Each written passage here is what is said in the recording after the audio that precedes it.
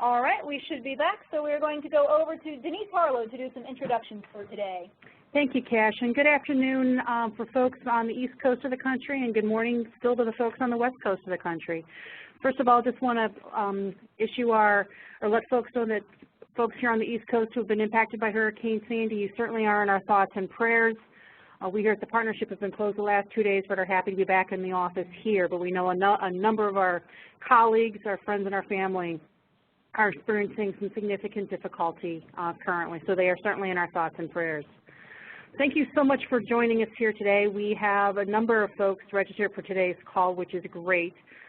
Today's webinar, Collaboration Checkup, is part of a series of webinars and toolkits that have been developed by the National Training Center here at the Community Action Partnership as part of an OCS CSBG TNTA funded initiative here at the partnership to develop toolkits, webinars, training products, as well as our CSBG TNTA resource online that has hopefully been a resource to CAP agencies across the country.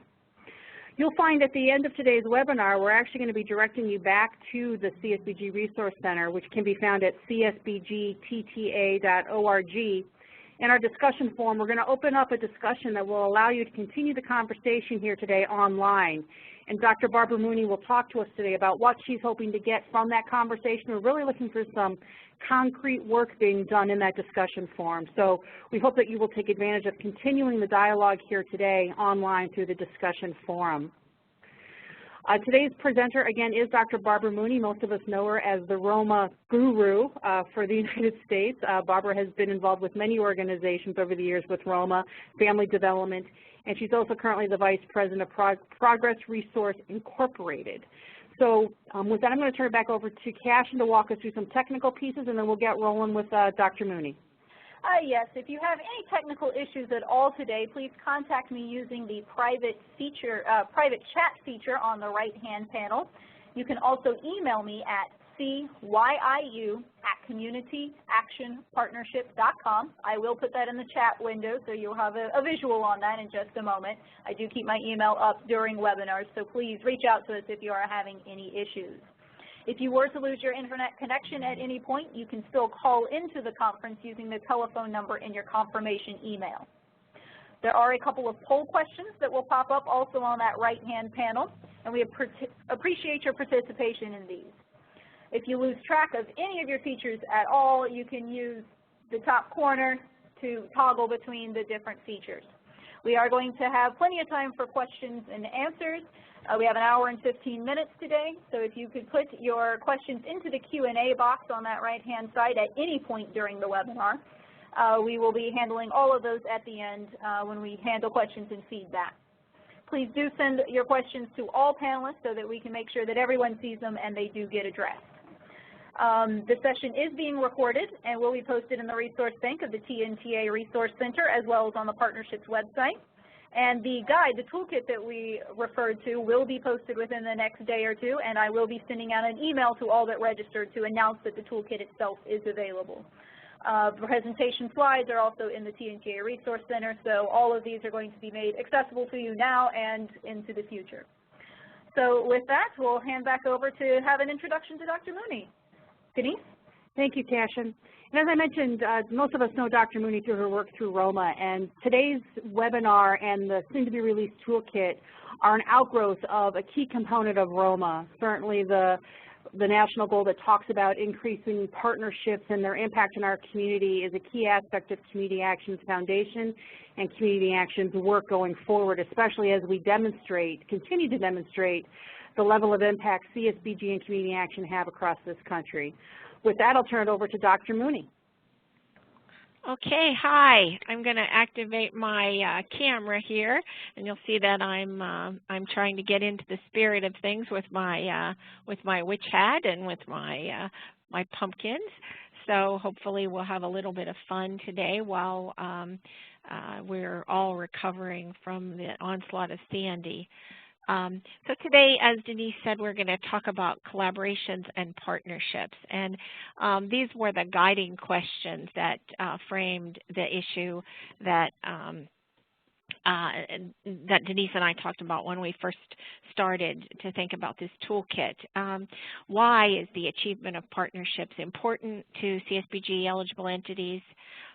How do partnerships differ from or similar to collaborations? We sometimes use those terms interchangeably. What are the indicators of success in achieving partnerships?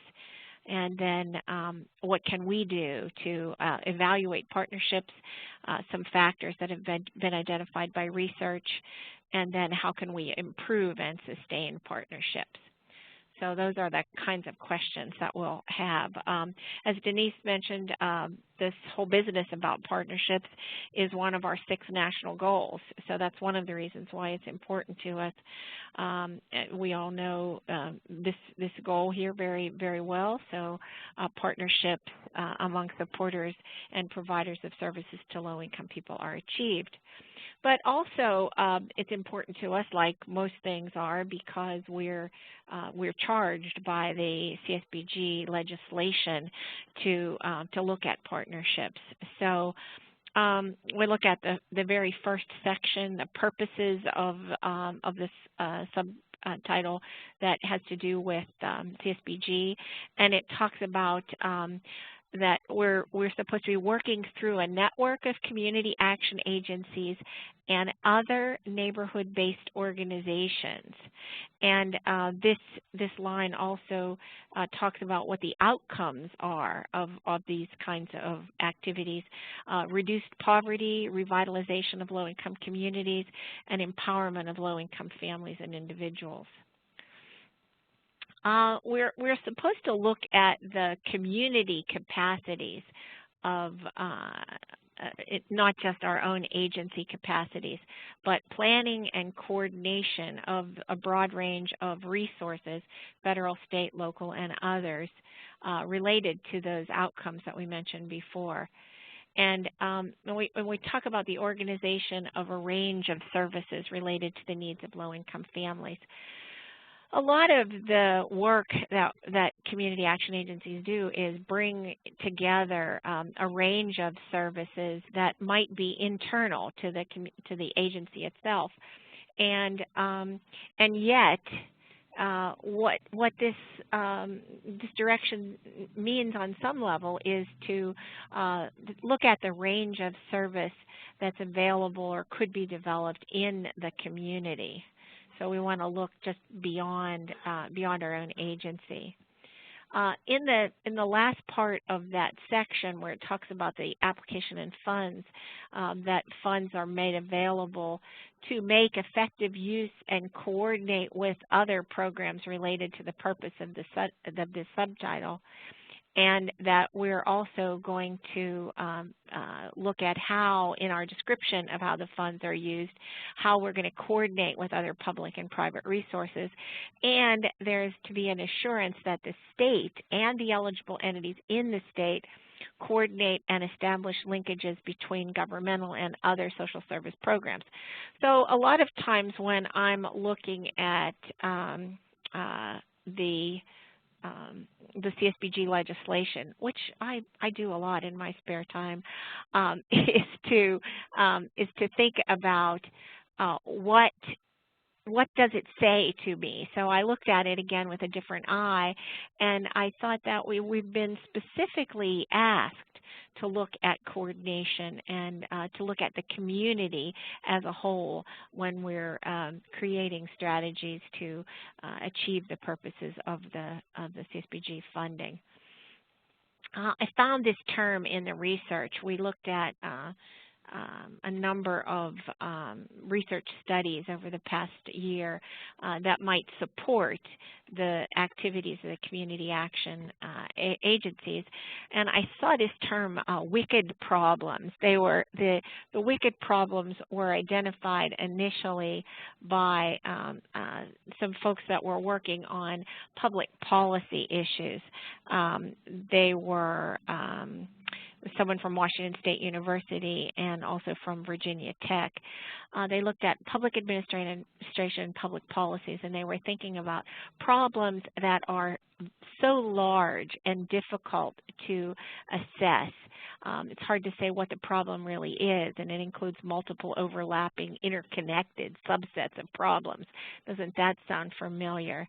And that they're not going to be solved once and for all. So we're talking about problems like poverty and crime and possibly obesity and other community problems.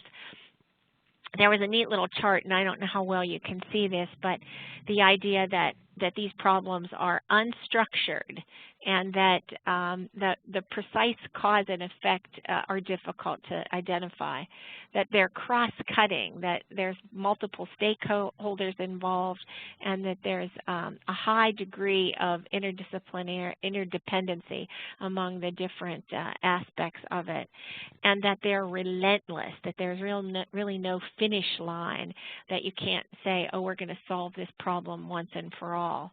And there were some associated knowledge challenges with these problems, which we'll talk about in a little while. But so you'll hear me talk about wicked problems, and I think it's particularly fun that it's Halloween and we're talking about these wicked problems, the sort of witchy problems that we have to deal with.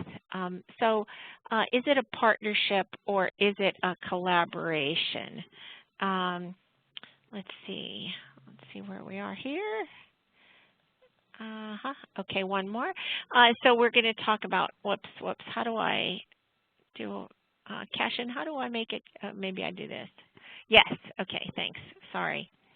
A partnership is a strategic alliance or specialized relationship that is created for a specific purpose.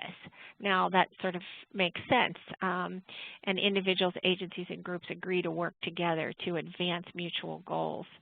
But then what's a collaboration? Sometimes when you start to think about multiple agencies, you start to say, oh, well, if we have a lot of different agencies together, then that's a collaboration. And we're going to share resources, and we're going to strategically identify joint access of actions to be taken. But the research really overlaps. In some cases, we're saying a collaboration is when there's joint resources or merged resources, and a partnership is when individuals maintain their own identity. But that merges. These things overlap in the research. So when you're talking about partnerships or collaborations, some partnerships do have merged resources. So it isn't all that clear which is which. So what we are going to do is, in the course of this discussion, we're going to use these terms synonymously, and we're also, some of the research about coalitions and about networks are two other terms that are closely related that we're going to include in our process. So here's our first poll question, and I'm going to ask Cashin to post this. We have a number of attendees, quite a lot of attendees today, and I'd like you to answer the poll question once it's posted as quickly as you can. You have a choice of A, B, C, or D. And think about why partnerships are important. Now, we just had some introductory comments on that, so you can think about that. Is it all problems can be better addressed by a group of agencies coming together? Is it that we need to count partners, so we have a relatively large number to put into the National Performance Indicators Report? Is it that when we join with other agencies, we can make effective use of other programs? Or is it all of the above? Okay, you have a minute to answer that question.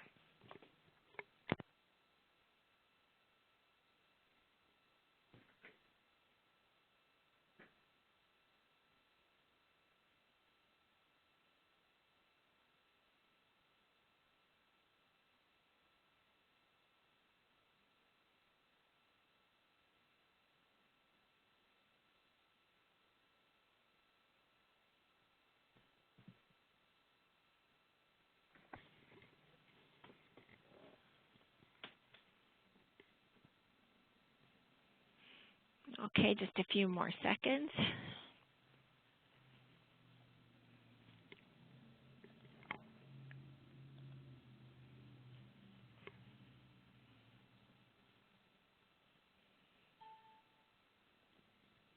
Okay, the poll has ended. We'll be able to display results for you in just a moment. Thanks, Cashin.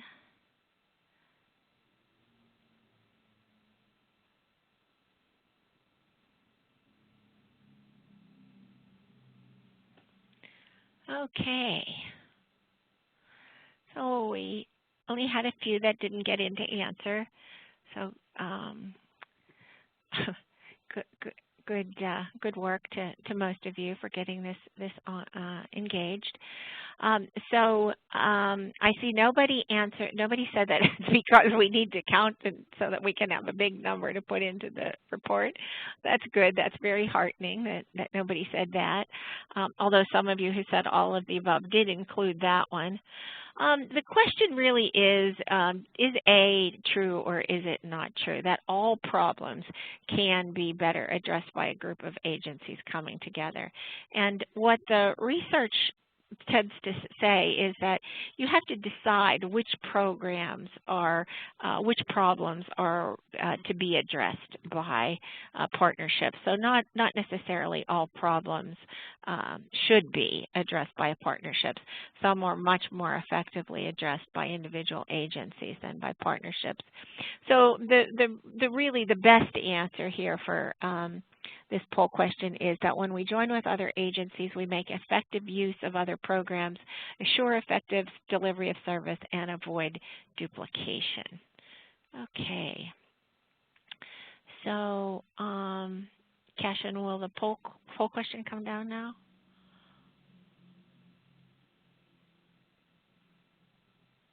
Okay. So here's the first part of our indication of success. The way that we look at partnership success using the National Performance Indicator is that we're going to count that number of, we're counting the number of partnerships. And that's it. And we're counting them by type. And that's our only indicator that we have right now to put in the National Performance Indicators. So we looked at something else, which this is the Introduction to Roma guidance that comes from the training program. And it says that it isn't just the existence of partnership, but it's the impact that the partnerships have on clients and their communities. So that are they formed and maintained to coordinate service delivery, to improve efficiency, to streamline administration or avoid or eliminate duplication of services? Are they about community planning? Remember that was in the legislation, community planning, and that agencies formed or maintain partnerships to achieve specific outcomes. So there may be some specific outcomes that are advised. So we're talking about performance measurement, and we're moving into a new era of performance measurement. And just as other strategies we're going to be evaluating our strategies, we're going to need to look at evaluating partnerships as well. We want to be able to find out how valuable these partnerships are to our outcomes that we're supposed to be addressing. So there are two kinds of evaluations. You all may be familiar, but there are process evaluations and outcome evaluations. So sometimes, because when we look at the wording in the National Goal, in National Goal 4, it says the achievement of partnerships. And so sometimes we think that just achieving a partnership is the outcome. But it seems that we need to look more closely at how useful the partnership functioning is to achieve the identified outcomes. So there are quite a number of studies that really can show us some indicators that could be used for this purpose. And it says poll question 3, but Cashin, if you could actually put up poll question 2, that would be good. How are partnerships evaluated? And you have 3 choices here: by counting how many partnerships are recorded by an agency, by identifying how well the partnership functions and what happens, or by the number of collaborative meetings that the agency staff attends. Okay, you have a minute for this.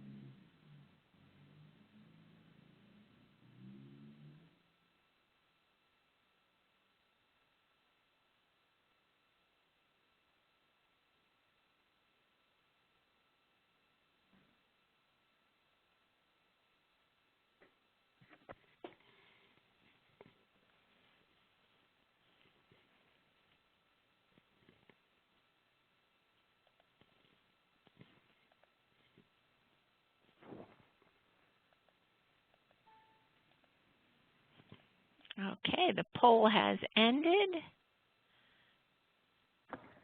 Results coming momentarily. Great, thank you.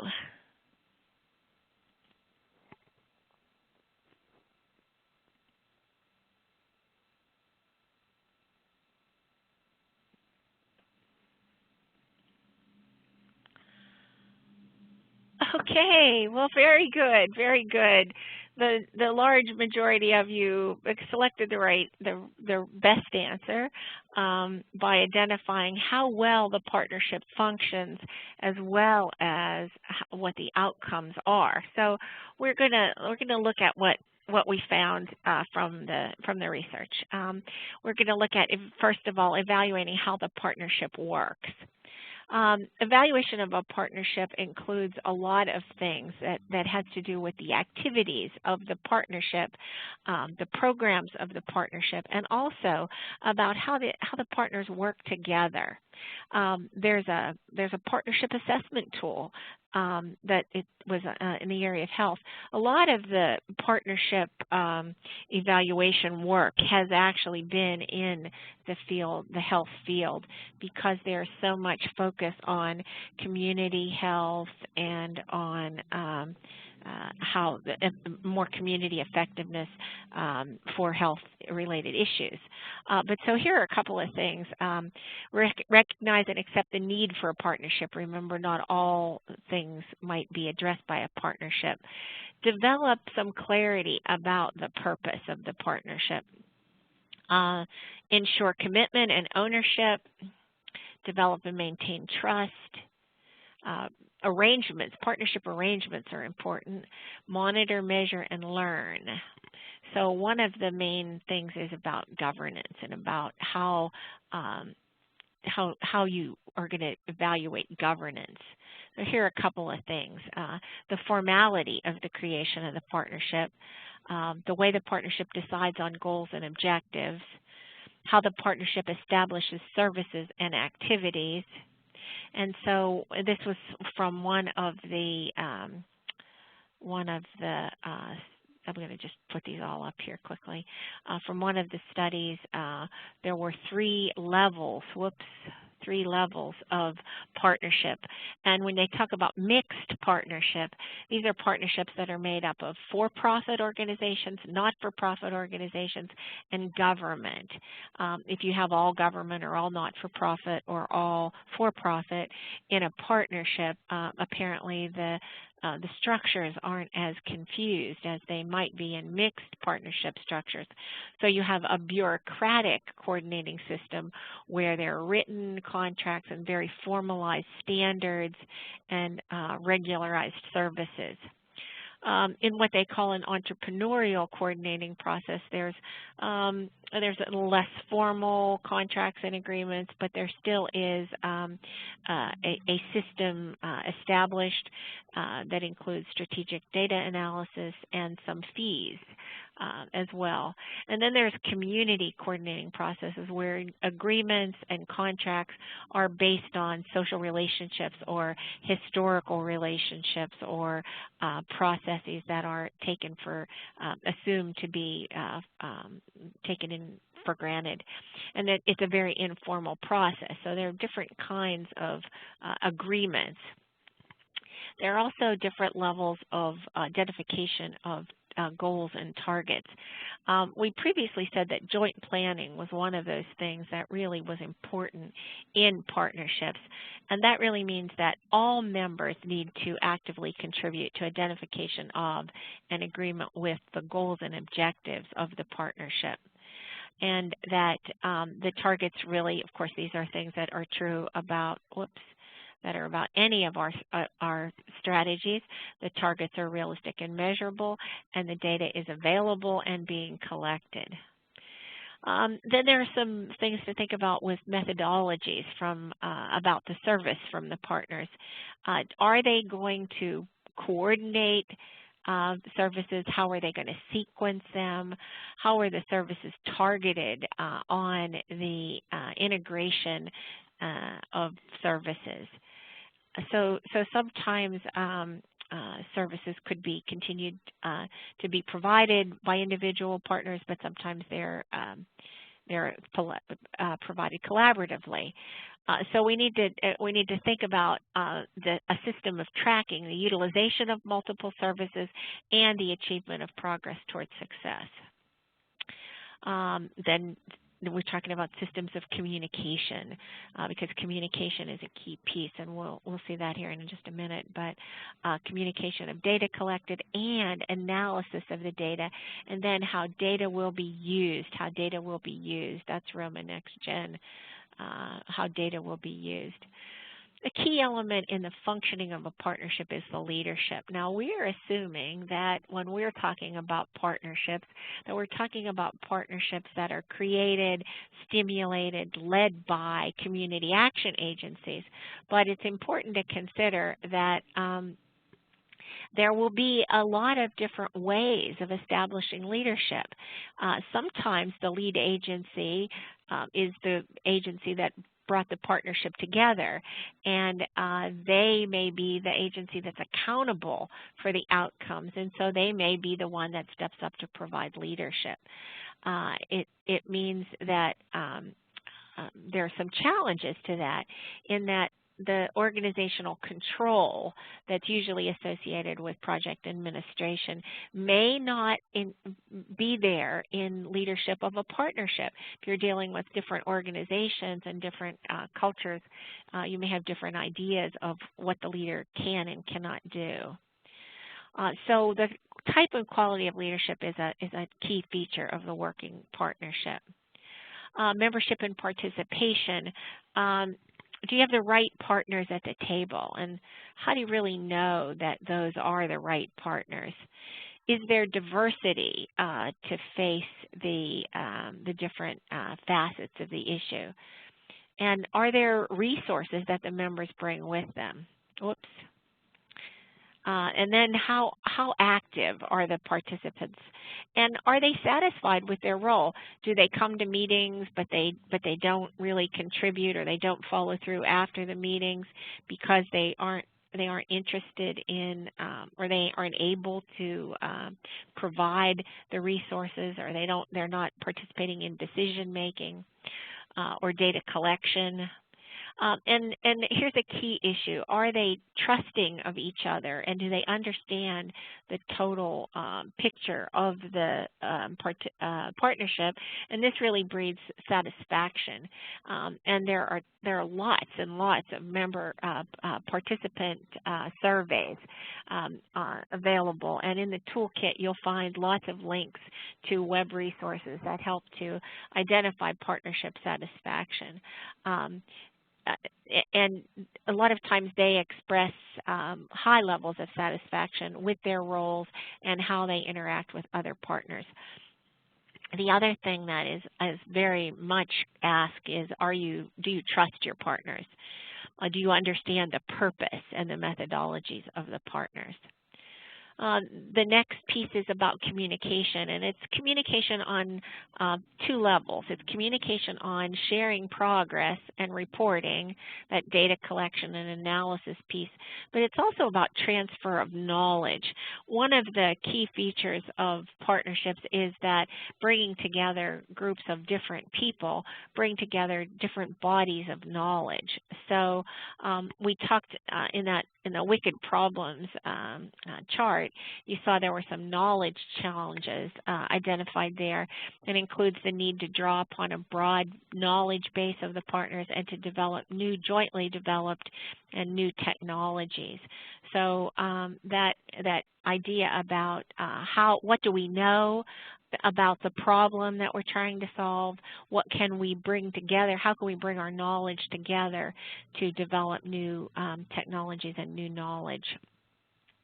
Then there's also this concept of continuous sharing of information, reports that are accurate, timely, and complete, and that are in real time, so that the partners understand what's happening in their partnership, and frequent interaction to discuss the data or analyze the data for decision making.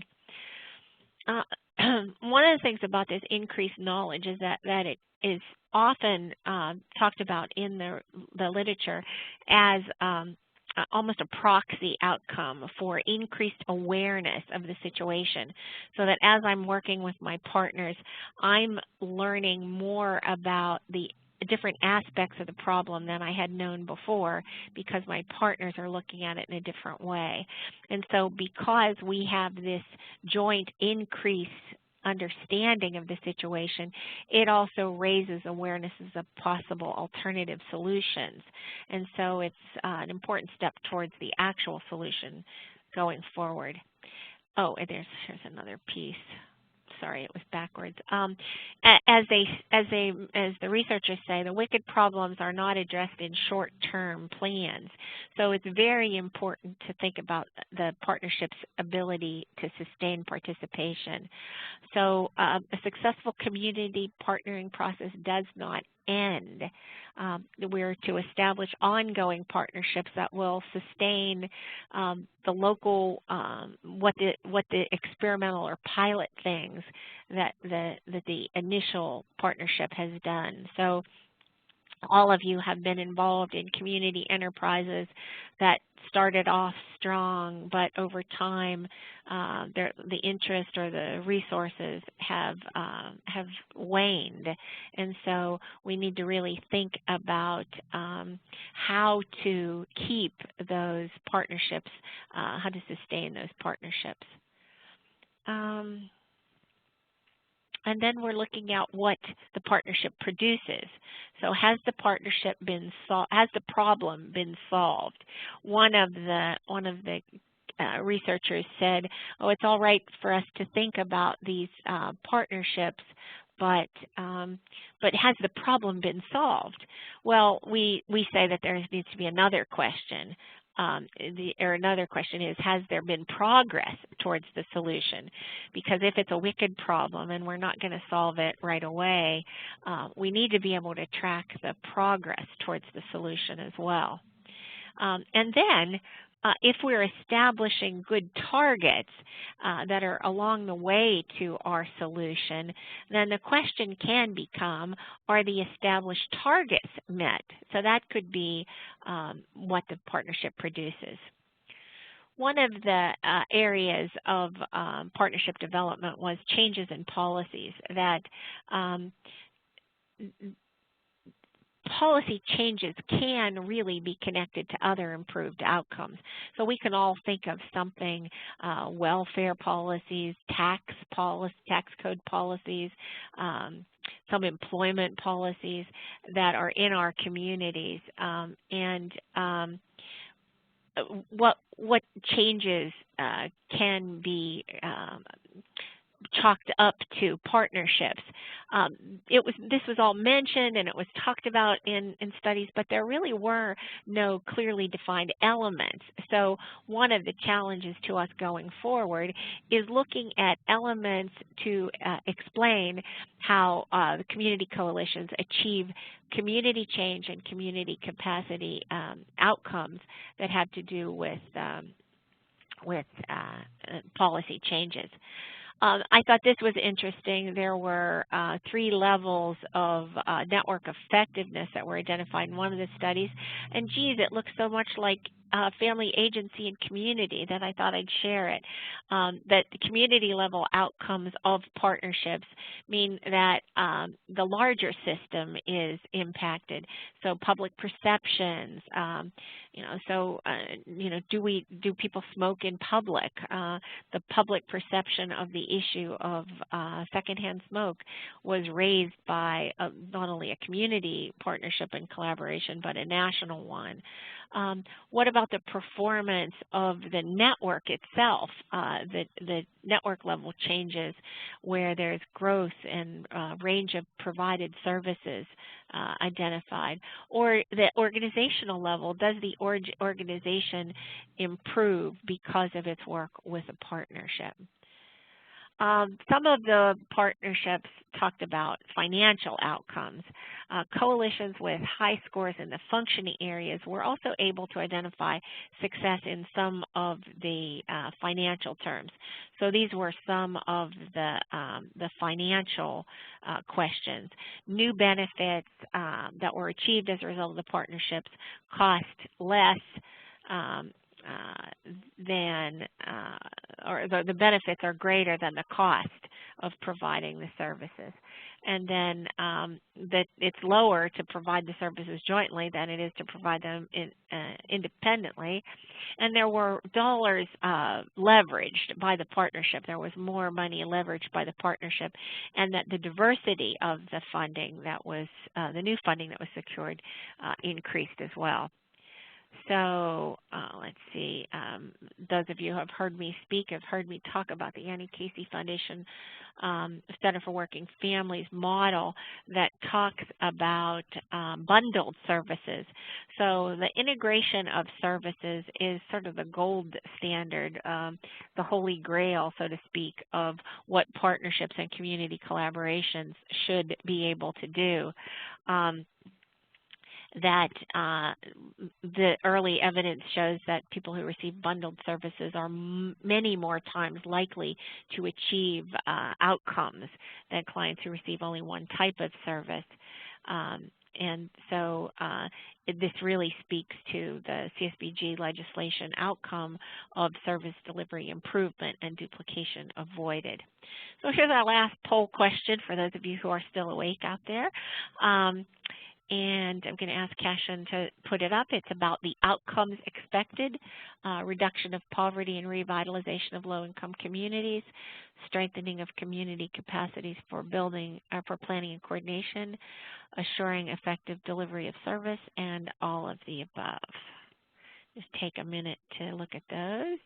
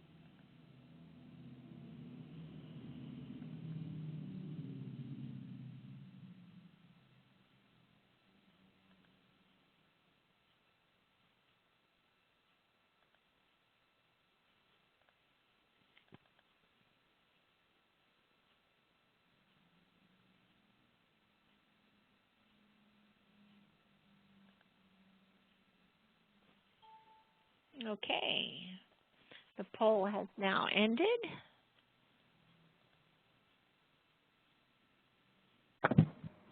And we'll get you results in just a few seconds. Thank you.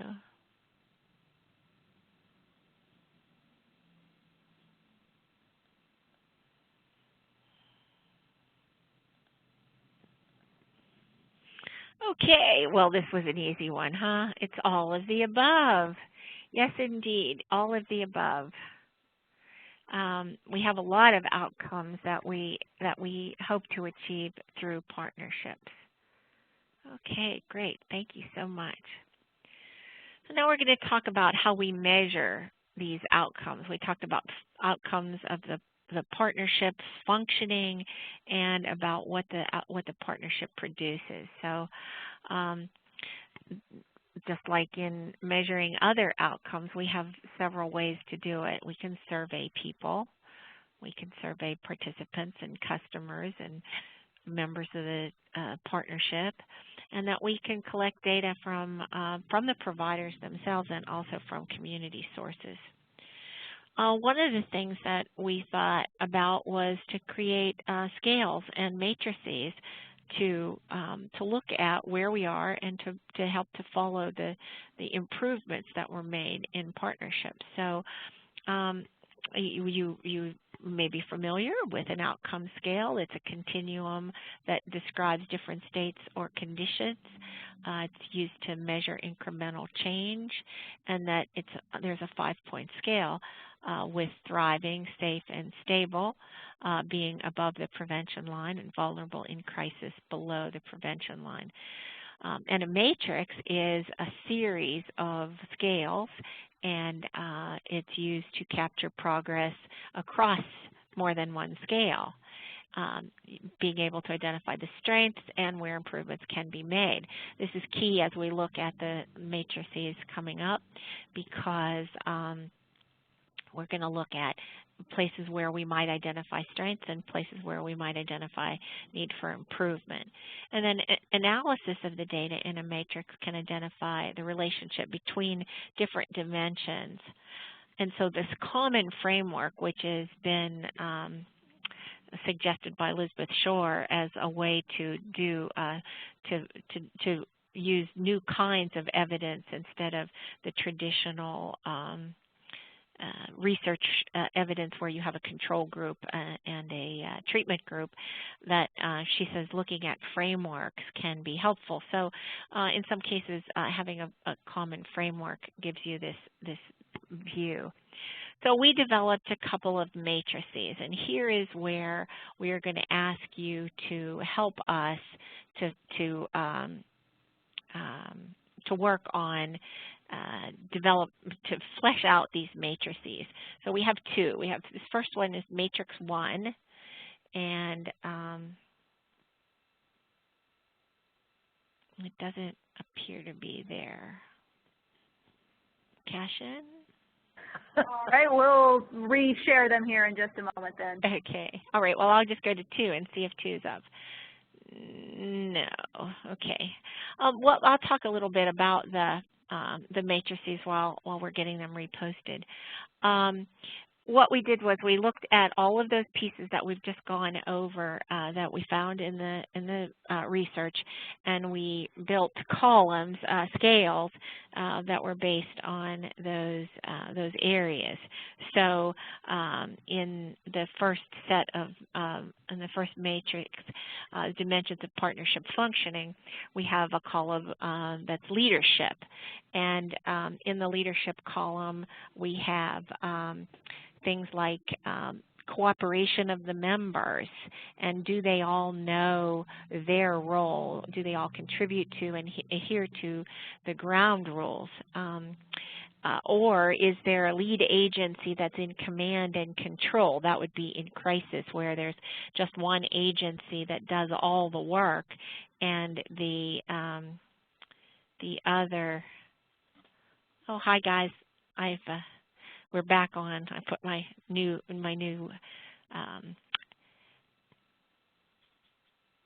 costume on. Okay, oh, there we are. There's one, matrix 1.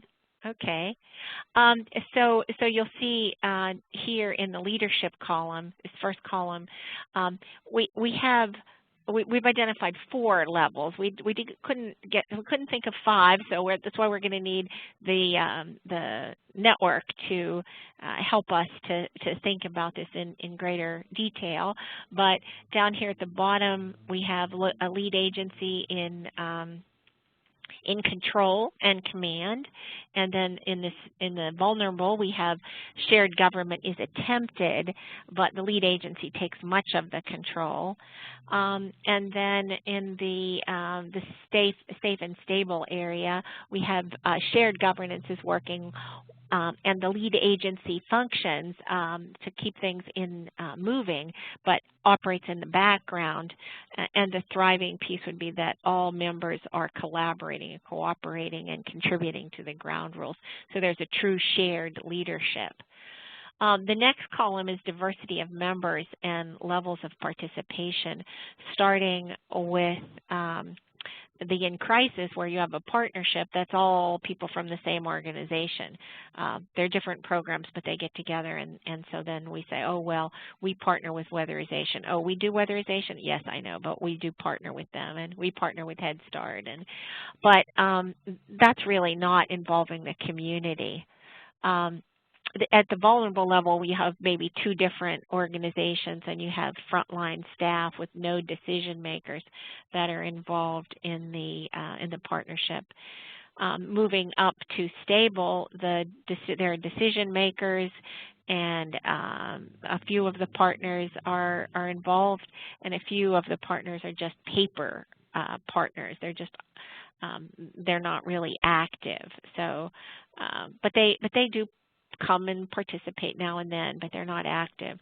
Whereas in the safe area, we have decision makers, we have multiple different kinds of organizations, and we have partners that are active in some aspect.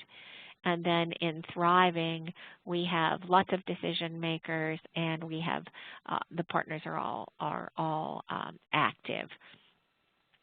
And so then in partnership satisfaction, trust, and understanding, you have the high levels of satisfaction being expressed, and that partners understand, all the partners understand the purpose, down to in crisis, where partners are dissatisfied. They have no trust and little understanding of the purpose and methodologies for the partnerships. Boy, I've been involved in some of those partnerships. And then the communication column, where there is, in the in crisis stage, there's no formal process for sharing information. The reports are late or not filed. The data is not appropriately collected, and there's no sharing of knowledge, of the knowledge base, through information and reports being annual without much communication, through continuous sharing, reports timely and on real-time basis, partners jointly developing and using new technologies. Keshin, could you go to the next page, the second page of that? Okay, there are 3 more domains here. There's the governance aspect of identifying goals and targets, and then the governance methodologies for services from partners, and then there's sustainability of effort. The research shows that partnerships that are functioning for 3 or more years have proven their sustainability, so that's at thriving. The in crisis is just exploring partnership creation and initial meeting. The methodologies for service from partners goes from each partner continues to provide the services independently. They get together and talk about the services, but they don't necessarily provide them in a collaborative way. 2, partners provide coordinated, sequenced, targeted services jointly with a focus on increased integration and decreased duplication. The identification of goals and targets is where, in crisis, the lead agency sets all the goals and objectives, something that they might have had to do for a grant, and they didn't really they got people to agree to them, but they didn't really get buy-in. Whereas on the thriving level, all members actively contribute to the identification of goals, objectives, targets, and they know that the data is available and regularly collected. So there's a way to actually engage everyone in the development of the targets. Keshan, on to Matrix 2, please. Okay, so this is the outcomes, and because outcomes are in terms of a community level outcome, or even that you saw the 3 levels, the network level, the organizational level, and the community level. I picked out the 3 that had the most research basis to it. So perceived service integration and avoidance of duplication is the first one, where in the thriving community, by virtue of surveys or observation or other tools, expresses satisfaction with the increased integration of services. Or to the bottom in crisis, the community doesn't identify any integrated system of service. The next column is additional benefits are available to address issues, and additional target populations are reached. This and the next one kind of go hand in hand. The financial benefits, that there are decreased overall costs for delivery of services, and that the cost of providing services jointly is lower than the cost of providing services, should be independently there. It says jointly and jointly. We'll fix that. Sometimes it costs more to deliver services in a comprehensive, sequenced, and targeted way. And so then it can be coupled with the additional benefits and additional populations that are reached. So if you have identified jointly developed benefits that reach more people or that provide them with additional levels of service, then that can be considered an overall benefit. So to look at the kinds of benefits, the target population that are receiving those benefits, and the cost and the financial benefit of those, the cost of those benefits are the ways to look at this. So those two matrices are going to be available. You'll be able to download those and look at them, and then give us feedback on the website. Talk to us about what you think, how we might be able to use these, because you can see that if you would use this to evaluate current partnerships, you might find areas where you're thriving, and you might find areas where you're vulnerable. And so this could be a way for us to talk about the value of our partnerships in a new way. So, okay, let's go back to the PowerPoint. Okay. All right. So then the last part of our discussion is just the, I don't know, Keshan, do we have any questions that we should talk about, or? I have not seen questions that have come in yet, but people are encouraged to put them into the Q&A box at any time. Okay, great. Thanks, Keshan. This last part, we're going to talk about some ideas for improving partnerships. And while we're doing this, if you have questions about the idea of using a matrix, the idea of being able to evaluate your partnership using key elements of functioning that we've identified, anything like that, it would be helpful for you to put in some questions or talk about them, or you can follow up after the webinar, and Keshan's going to talk about that. But so here's some ideas.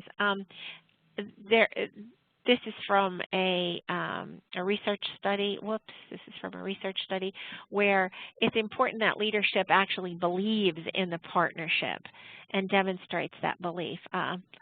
This is one of the areas where it surprised me that people were involved in partnerships that they didn't believe in, and so you can guess that those partnerships were not very effective. There's lots of need for communication and multiple forms of communication. Face-to-face communication with partner organizations was highly recommended.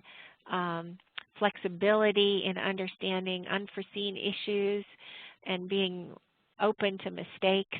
so that people are not angry if things don't go exactly the way they're supposed to, and early evidence that things are actually working well. So that data sharing is very important. So here are a couple of things. It's important to create shared leadership.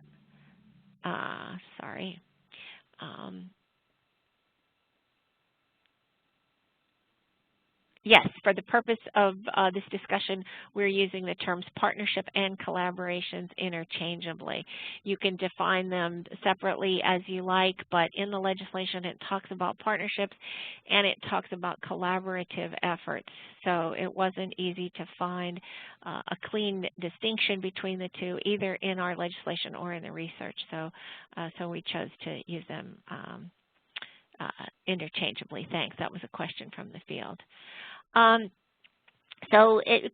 Creating a shared leadership is much harder than it sounds, but make sure that the lead agency, if it's the community action agency, that when you go into a partnership, you understand that the lead agency has a role but may not be the actual leadership of the partnership, and that what are the things that are necessary to maintain the coalition, and how can we respect the difference between the members and the lead agency. So that shared leadership piece is key.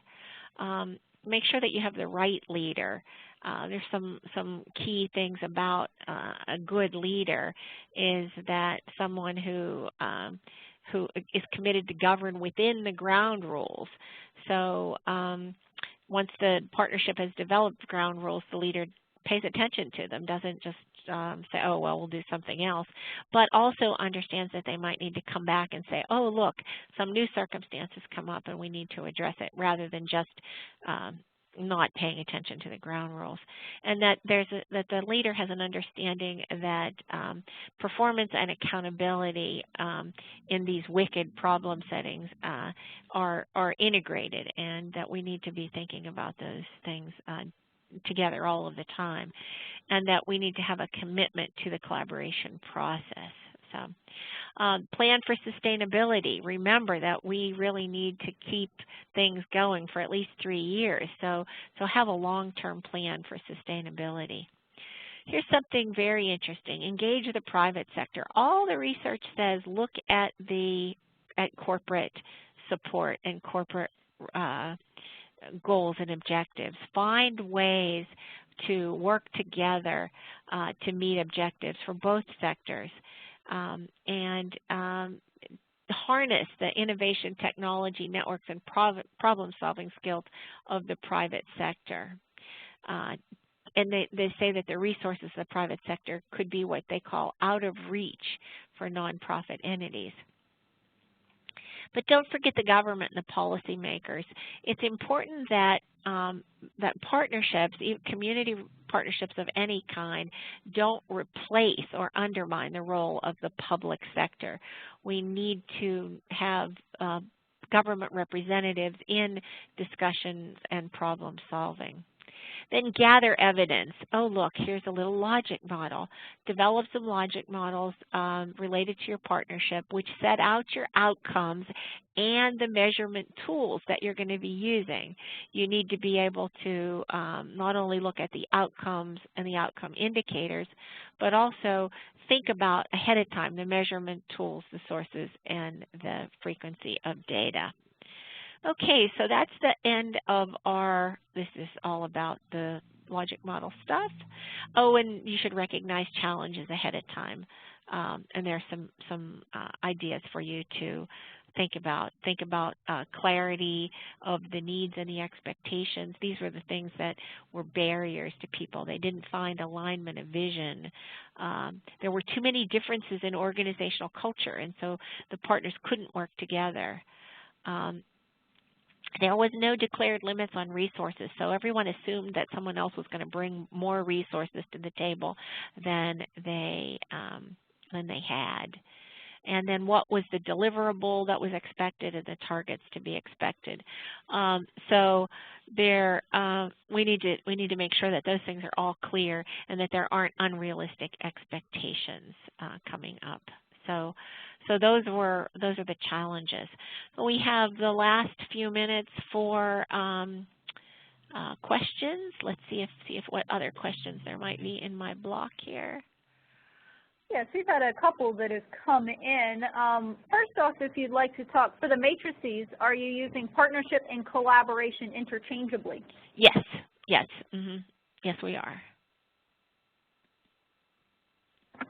All right then. Next question we have come in, has there been a self-evaluation tool developed utilizing the matrix reviewed? There has not been. You're seeing the matrix for the first time. We're hoping that that there are a number of resources that you'll find in the toolkit that are surveys and checklists that line up with the columns in the matrices, and so they would be tools that you could use to do those kinds of evaluations of the different pieces of the matrix. That's a very good question.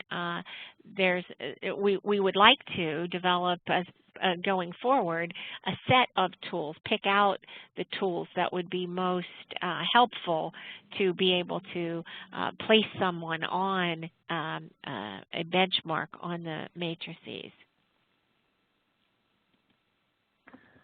Thanks. Next up we have, do you know of any requirements for data submission around evaluation of partnerships? Well, as you all probably know, the whole concept of performance measurement and performance management is being looked at from many different angles. OCS has commissioned at least 3 different kinds of studies. The Roman Next Generation, looking at what kind of data is being collected and what kind of utilization of that data has there been. The organizational standards piece, which would look at how the organization is functioning, and the Urban Institute is doing a study on looking at what kinds of things are being measured and evaluated. So there isn't anything on the horizon at this point specifically that would be a requirement for evaluation of partnerships. We thought we would be thinking ahead because this was an area of all of the 6 national goals where there was considerable study, independent study in other fields about evaluation of partnerships. So the short answer is no. The long answer was who knows. All right, thanks. Well, people are encouraged to continue to put in their questions into that Q&A box. In the meantime, I'm going to take back control of the webinar for a moment just to show people where we have set up the forum to go ahead and try to discuss these matrices and get a little bit of feedback. So we'll take that back then.